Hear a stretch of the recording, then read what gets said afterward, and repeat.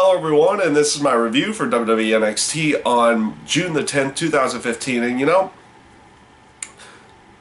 to be honest with you, there wasn't that much to do with NXT this week, because at least match-wise, you didn't really have any matches that were kind of like significant to the particular storylines. They were all kind of developmental matches. I mean, you had obviously, right at the beginning, you get the return of Mojo Rawley teaming up with Zack Ryder, so you're kind of getting the beginnings of a new tag team, but nothing in the terms of any heavy significance between with that, and we'll see how far they actually decide to go with that, or if this is just like a one-time thing to kind of get Mojo back out there. Emma versus Blue Pants obviously is just trying to further develop the character of Emma, kind of going away from her happy-go-lucky into a more, a more serious or a more heelish side. But in the terms of, further or progressing a storyline of any kind, didn't really do much of anything.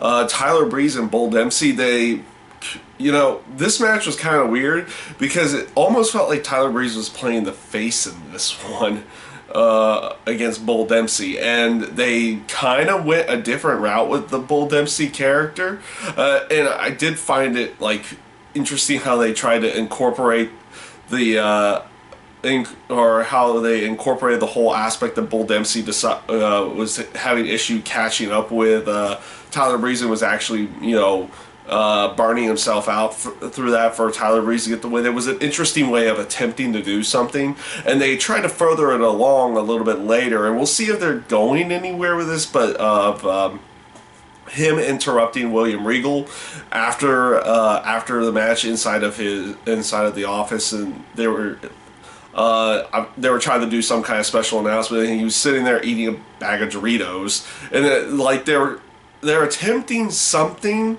with this character, whether they're going to have the character go through a weight loss type thing or something in that. We'll see where they go with that. It could be interesting, but it also could be really bad. And I'm kind of going towards the side of really bad on this one. But, I mean, we'll see how they go about it, and we'll see how the segments go, and if they are going anywhere with the Bull Dempsey character in any way, shape, or form, and which way they're going to go with it. Becky Lynch basically having as well as basically having just a match out there, kind of to keep the keep everything going from the match that her and Sasha Banks had going from the last takeover special. So again, nothing fully special there. Samoa Joe having his first match in there, and again was basically, I won't say these were throwaway matches. They were kind of setup matches, matches that set up for something later down the road. I think back in the late 80s, early 90s, these were matches that you would see as enhancement matches. Matches that were put out there in order to enhance someone else's, or enhance one person's character, or make them look even better, setting them up something for their bigger match down the road. And that's what you pretty much got this entire week. You had a couple at least decent, in the terms of story building, you pretty much had it all promo based, like with Cass, Enzo, and Carmella in the back. They were talking about how they were going to have a 6-person tag match the next week with Alexa Bliss, Wesley, and Blake. And the promo after Samoa Joe's match, setting up for him and Kevin Owens for the very next week. And that's what you pretty much got this entire week. It was setting up, you of course had the matches, but then you had pretty much most everything done through, like setting up actual story-based matches through the promos this week. And this is not necessarily a bad thing. I found those couple of story-based areas that they were going with that entire week, for this week, to be at least entertaining and fun. I liked how Samoa Joe and Kevin Owens interacted with each other. I like how William Regal came out and set up the match. Those little things were what made the show at least a little bit better.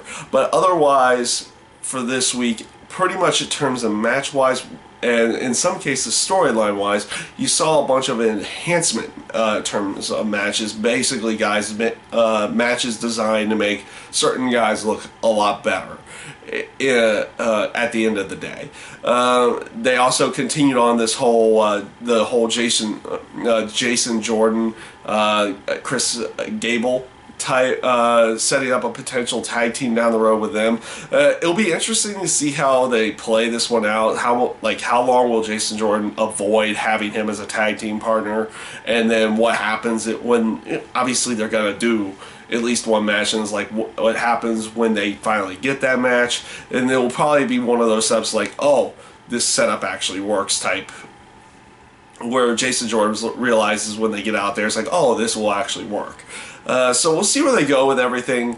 This week's NXT was okay in that sense. Like I said, just a lot of enhancement matches and getting things going for the following week, which is, like I said, not necessarily a bad thing, but it doesn't turn out to be all that exciting of a show in the end of the day, and that's what most people end out looking at. This episode was probably more just on the okay side, and if you look at it in the grand scheme of the longer haul, it will probably at least be a decent show setting up for a better show for the next week or for a couple weeks down the road, somewhere setting up things later on. So that is my review for WWE NXT, and I thank you guys for watching.